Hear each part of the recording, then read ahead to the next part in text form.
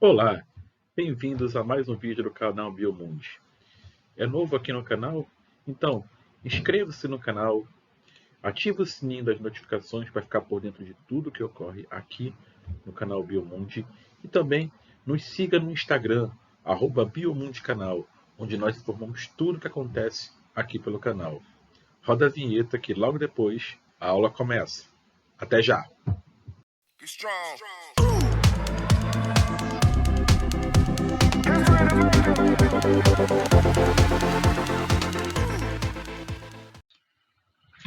Então, nosso primeiro assunto é a respiração celular. Nós vamos entender agora como é que ela funciona. Para a gente começar a entender como é que esse processo funciona, a respiração celular visa na queima de um combustível para a produção de energia. Resumidamente é isso. Esse combustível é a glicose e para isso é necessária a presença do oxigênio. Vocês vão entender mais para frente por que o oxigênio é tão importante. Tá? Esse processo visa na produção de energia e a moeda energética da célula é o ATP. Ao final nós vamos ter a produção de 38 moléculas de ATP e é importante a gente entender também que nesse processo vão sobrar água e CO2, certo? A água pode ser reaproveitada pela célula e o CO2 vai ser eliminado através da nossa expiração. E ocorrem aqui três etapas principais: a glicólise, o ciclo de Krebs e a cadeia respiratória. Nós vamos ver com calma cada um deles. Primeira coisa que é importante ressaltar aqui: glicólise nada mais é do que a quebra da glicose. Lise significa quebra. Então isso quer dizer que nesse processo vai ser quebrada essa moléculazinha de glicose de 6 carbonos em duas moléculas de 3 carbonos, certo?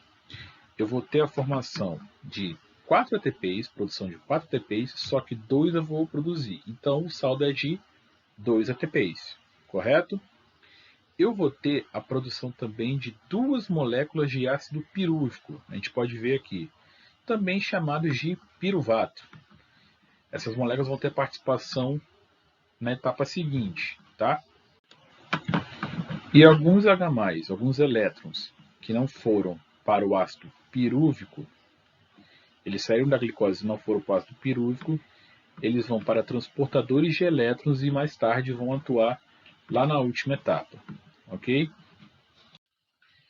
Então, basicamente, o que a gente tem que entender aqui? Ó, essa etapa ela ocorre no hialoplasma, ou seja, ainda não estou dentro da mitocôndria. É uma etapa ainda anaeróbia, tá? Essa etapa ainda é anaeróbia. O piruvato, essas duas moléculas de piruvato vão para dentro da mitocôndria, para a etapa seguinte, e aqui ainda é uma etapa anaeróbica, como eu falei. Ainda não estou na presença de oxigênio aqui, tá? O oxigênio aqui ainda não é necessário, mas vai ser daqui para frente.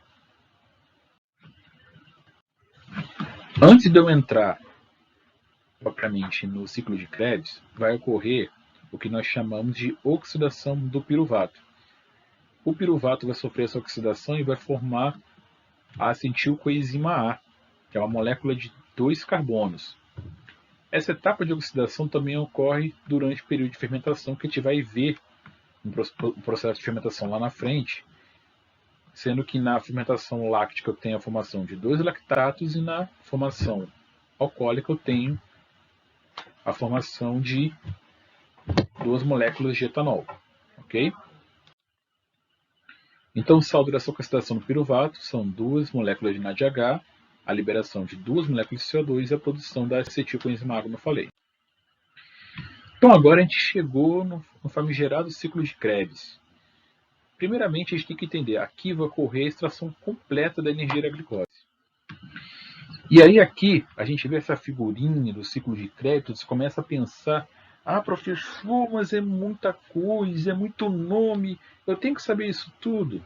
Não, fica tranquilo, você não tem que decorar esses nomes todos. O que você tem que entender é o seguinte, eu vou resumir para você aqui o ciclo de Krebs. Você tem que entender que ele se inicia com a entrada do piruvato na mitocôndria. E aí ele vai sofrer aquela oxidação e vai iniciar o processo. Tá? E nesse processo eu vou ter a produção de mais duas moléculas de ATP. Tá? É mais energia sendo. É importante também a gente lembrar que aqui eu já estou numa etapa aeróbica, ou seja, o oxigênio já participa aqui. E também muito importante é entender que os H+ que são liberados, eles vão ser capturados pelo NAD e pelo FAD, que são transportadores de elétrons, que vão levar esses elétrons lá para a cadeia respiratória, que é a última etapa do processo. Então, no total, eu tenho a liberação de 6 moléculas de CO2, mais 2 ATPs produzidos, 8 NADHs e 2 moléculas de FADH, certo? Então, vamos seguir. Chegamos, então, na cadeia respiratória, que é a última etapa do processo. Até agora, a gente viu a produção de 4 moléculas de ATP, somando glicólise e ciclo de Krebs, 10 NADH, 2 FADH2 e a liberação de 6 moléculas de CO2, que é o gás carbônico. É importante entender que cada NADH vai produzir 3 ATPs e cada FADH produz 2 ATPs. E aí você se pergunta, qual o papel do oxigênio? O oxigênio tem vários papéis importantes. Ele mantém a cadeia respiratória nos tecidos. O oxigênio também é responsável por ser o aceptor final de elétrons, então ele mantém esse processo funcionando, ou seja, a ausência do oxigênio significaria a morte da célula. Então, o oxigênio é fundamental. Então, para a gente começar aqui a entender esse processo, como é que ele funciona da seguinte forma. NAD e o FAD vão trazer esses H+ que foram capturados nas etapas anteriores e vão liberar esses elétrons para transportar. Esses transportadores, eles vão transportar o elétron, que vai pulando de um em um, ele vai pulando em cada transportador, e alguns desses transportadores vão usar a energia contida nesses elétrons para bombear prótons para o espaço intermembrana da mitocôndria. E esses H+ vão se acumulando nesse espaço intermembrana, formando um gradiente de concentração.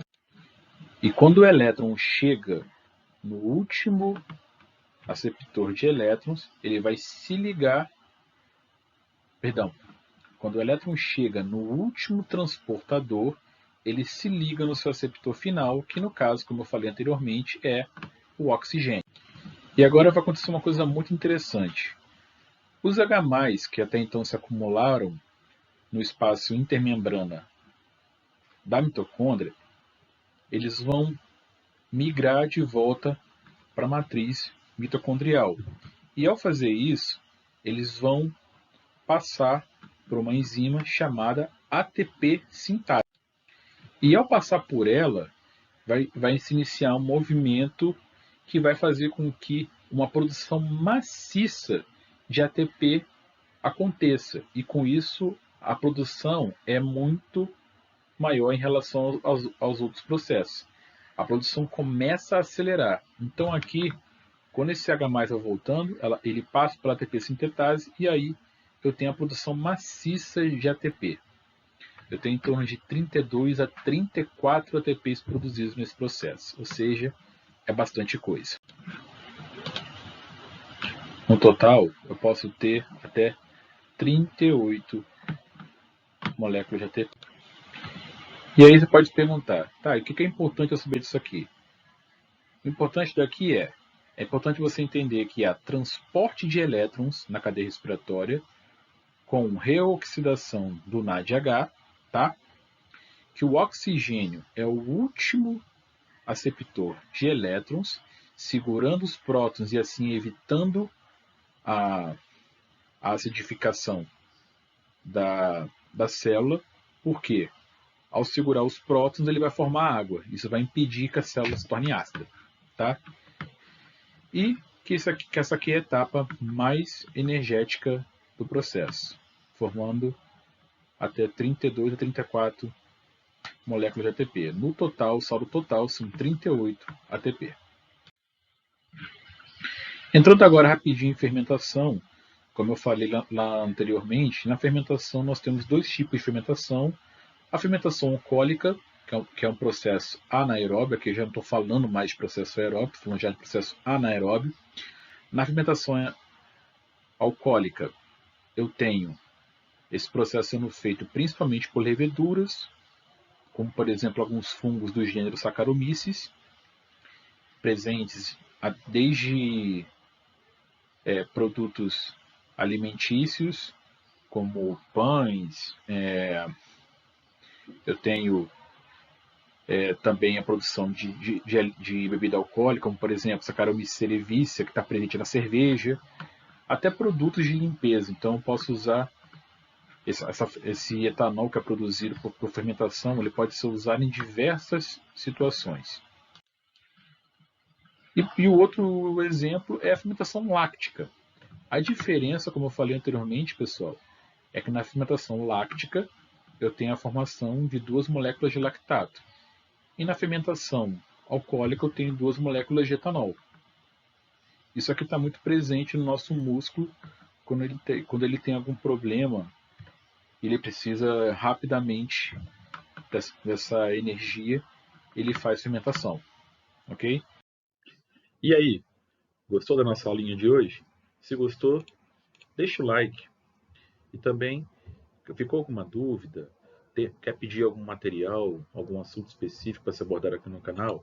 Então deixa aqui nos comentários que eu vou ler carinhosamente e vou tentar responder a sua pergunta ou gravar um vídeo sobre isso no próximo vídeo. Até a próxima. Tchau, tchau.